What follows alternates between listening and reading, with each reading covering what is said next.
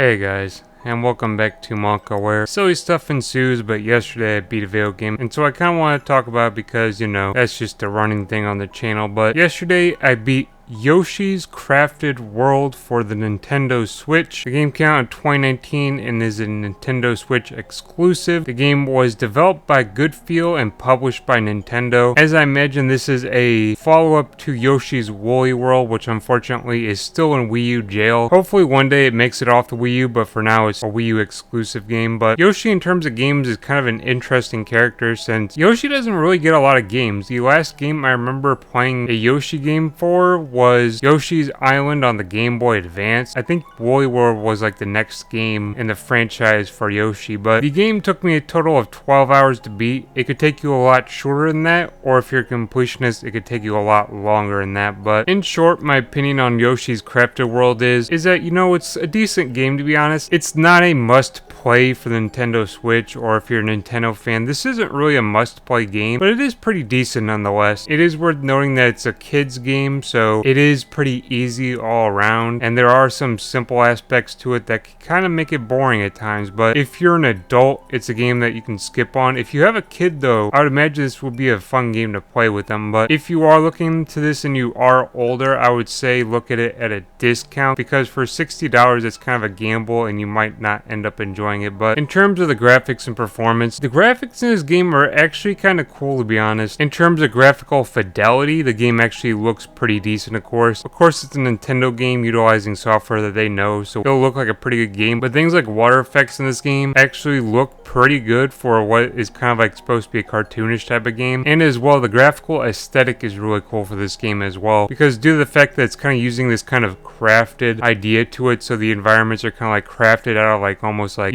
tools and crafts, like say like cardboard or like tin cans or like, everyday essentials that you can use to make crafts. That's what the worlds are kind of built off of, when the graphics are kind of based off of. And it looks really cool, and it's a very charming graphical style that a lot of games don't do. When a rocket takes off and it has like a little trail of paper following it, or things like rockets being made out of like toilet paper tubes and stuff like that. It's a really cool graphical design that I can really appreciate. Now, leading back into the graphics, there are points where the graphics are kind of a bit blurry, specifically in handheld mode. Either that or they can be kind of sharp. It's kind of weird, to be honest, but it doesn't happen all too often. I noticed it happening the most at the end of levels, but in terms of performance, the game performs just fine on the Nintendo Switch. In levels, it will run at a stable 60 frames per second and will literally never dip, since it's a 2.5D platformer. They go for kind of a weird stylization in the overworlds where it runs at a slower frame rate. I'm not sure if that was a design choice or just something kind of weird in the game, but that does happen. It doesn't bother me too much because, like I said, it's in the overworlds, but that is a thing to note. But in terms of the graphics look pretty good, and to be honest, they're pretty unique with their stylization. I can appreciate that. And the performance runs just fine for a Nintendo Switch game. But in terms of the music and sound design, for the most part, honestly, the music is pretty mediocre, to be honest. It's kind of a Yoshi soundtrack, if you can kind of get an idea of what that's like. It sounds pretty basic, to be honest, and it's nothing too crazy. It's not horrible though, but it's a very basic soundtrack, except for one song that in the soundtrack stands out over every other song in it, which is the song that they use for the underwater level and as well the space level. The song sounds completely different from all of the other songs in the soundtrack, and it is just really a banger all around, because it's just so atmospheric with the way it sounds and the way they craft the sound, that it's a really standout track in the entire soundtrack. But other than that one standout track, the rest of the soundtrack is kind of generic, to be honest. It sounds like a Wii U era soundtrack for a Nintendo game, and that's not a bad thing. Like, like Nintendo Land had a fine soundtrack or whatever, but this is definitely what that soundtrack sounds like. It's kind of generic, to be honest, but it's fine and it's decent. There's nothing offensive in here in terms of the soundtrack. Voice actors are going to be a thing that I'll be skipping over for this video due to the fact that there are no voice actors in this game, because it's a Nintendo game and also because it's a Nintendo game focusing on Yoshi and creatures. There is no voice acting within the game, so I'm just going to skip over it. In terms of the sound design, there's actually some cool sound design going on in this game, because due to the fact that everything is crafted, so to speak. The way that sound design works is actually pretty cool because when Yoshi runs on different types of terrain, they kind of have different sound effects. And as well, for things like I said, rockets taking off, they'll be moving kind of along a track that you can see. You can kind of hear the shuffling of it moving along the track. The way they kind of utilize the sound design to play up the whole crafted aesthetic is really cool, to be honest. And it's a kind of low-key detail, but it's one that I can nonetheless appreciate. But in terms of the music and sound design, the music is pretty generic, to be honest, except for one standout track on this soundtrack. And the sound design is actually pretty unique, to be honest, and it really plays up the whole crafted aesthetic. But in terms of the story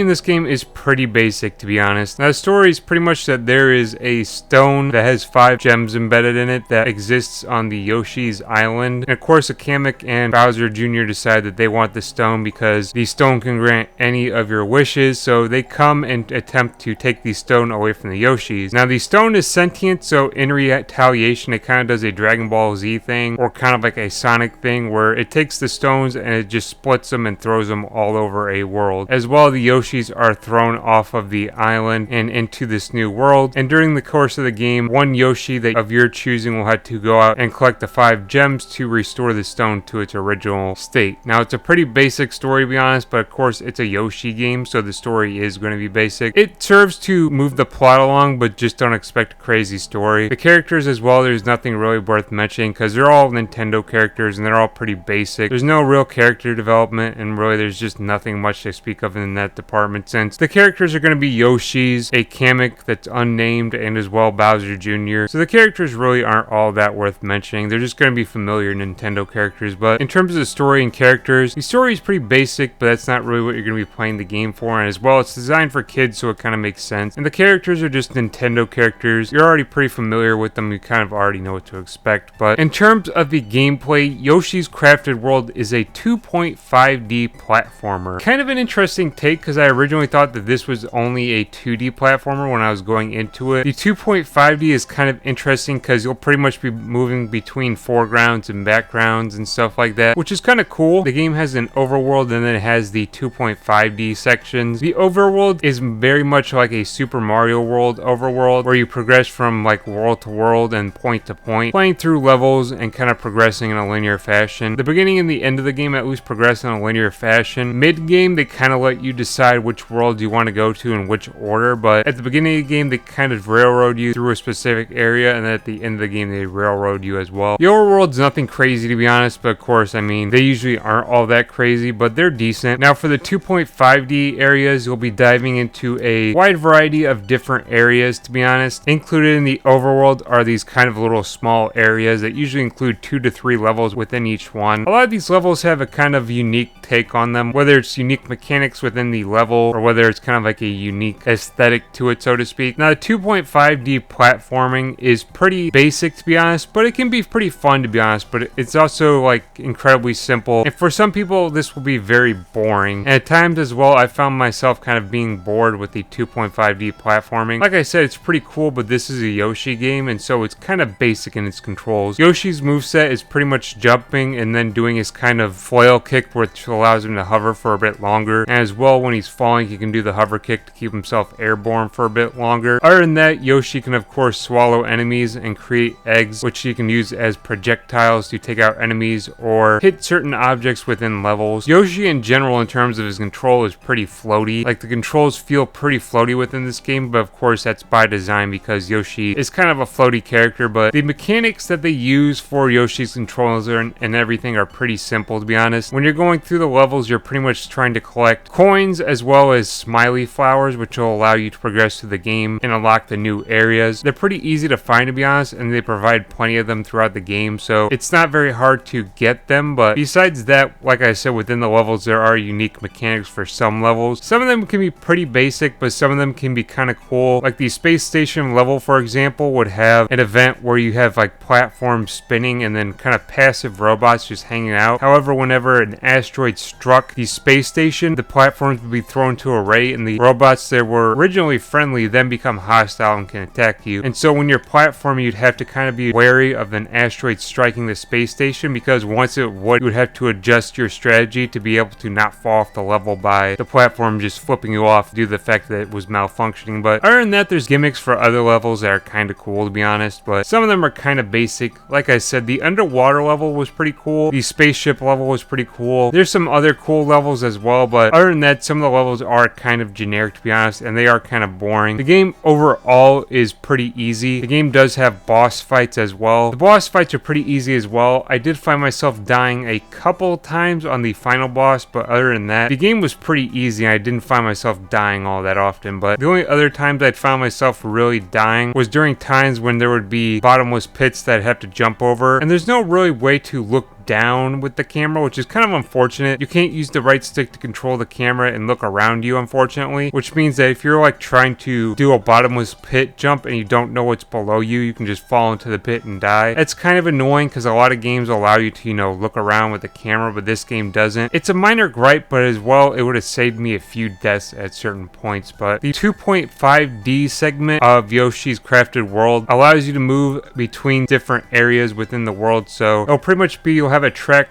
running horizontal to the level, and as well there'll be tracks running vertical to the level that allow you to move between the background or the foreground and just allow you to move up and down. It's not too crazy in terms of design because it just allows you to really move between the background and the foreground. It gives you a bit more of an interest in the game since it's not just strictly a 2D platformer. It gives you more interactability over a 2D platformer, and it is kind of cool that you can move between the foreground and the background and stuff like that, and that you can actually within the foreground interact with the background. There are some cool aspects to it in that regard, but the 2.5D is kind of cool, to be honest, and it elevates the game above your average 2D platformer. But the only other thing I have to mention is the runtime. Now, it took me 12 hours personally. If you are going for a completionist run, it'll probably take you longer than that. If you are just going to play through the missions and do nothing extra, it will probably take you shorter than that, because besides the boss battles, when you beat a level, you can also play on the flip side, so to speak. So pretty much you'll be playing through the level backwards with a different objective. So when you play through the levels the normal way, you're pretty much going through them, collecting the smiley flowers, and attempting to reach the end goal. When we play through them in reverse, you're trying to collect 3 Poochie Pups, so to speak, and get to the end of the level. Now, I play through every level forwards and backwards, so that's why it took me 12 hours, but if you were to play through it just forward and not play any of the flip side levels, it would take you a lot shorter. But I think they're worth doing. They're pretty fun, to be honest, and as well, some of the flip side levels kind of have unique ideas to them over the regular levels, but they're perfectly optional. You collect smiley flowers for collecting the Poochie Pups, but it's perfectly optional. You don't have to do them. Either way, you'll have enough smiley flowers to progress through the levels normally anyways. I found myself, I think, at a surplus of like 150 once I beat the game with the Poochie Pups, but you can definitely play through the game just forward and not do the flip sides, but they are fun to do nonetheless. But in terms of the gameplay, Yoshi's Crafted World is pretty fun, to be honest. The 2.5D adds a layer of depth that most 2D platformers lack, and it makes it a bit more interesting over them. However, I found some worlds to be kind of simple and boring, and overall the game is relatively easy, but it does have some interesting concepts going for it that make it fun. And honestly, it's just a lighthearted and enjoyable game, and also relaxing, that if that's really what you're looking for, to be honest, it's kind of an enjoyable game to play through. But overall, my opinions on Yoshi's Crafted World is that it's a pretty fun game, to be honest. At points though, it can be boring, and at points though, it's pretty simple. And honestly, it's not a game that I would go out of my way to recommend to somebody. If you're older, to be honest, you probably can skip on this game just because of how simple and easy it is. Some people definitely won't find enjoyment out of this game just due to how simple it is. But if you do have a kid though, I think this would be a really fun game to play with them because of how simple it is and just because of how lighthearted and relaxing it is. But I would say if you're older and you're looking at this game, I'd buy it at a discount. I said $40 would probably be a fair price for it. But it's a pretty fun game overall. I just wouldn't go out of my way to recommend it to somebody. But thank you very much for watching. Until next time, I'll see you. Stay chill.